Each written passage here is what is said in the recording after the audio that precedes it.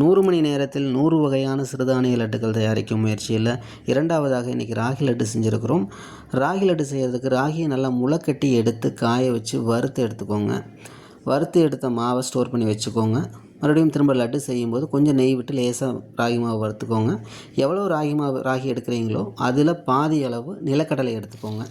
1 kilo எடுத்திங்கன்னா 1/2 kilo நிலக்கடலை எடுத்து நிலக்கடலையும் நல்லா வறுத்துட்டு பொடி பண்ணி எடுத்துக்கோங்க.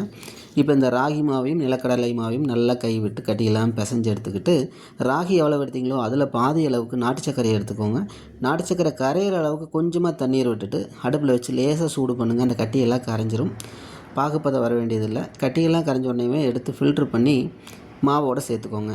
ஃப்ளேவருக்காக ஏலக்காய், சுக்கு, கிராம்பு, பச்சைக்கற்பூரம் இதை ஏதாவது ஒரு பொடியை நீங்கள் ஆட் பண்ணிக்கலாம். மாவோடு சேர்த்து நல்லா பிணைஞ்சிட்டு உருண்டைகளாக உருட்டி லட்டுகளை தயார் பண்ணிக்கலாங்க. ராகியை பொறுத்த வரைக்கும் ராகியில் கால்சியம், அயன், புரோட்டீன் எல்லாமே இருக்குதுங்க நிறைய அளவில்.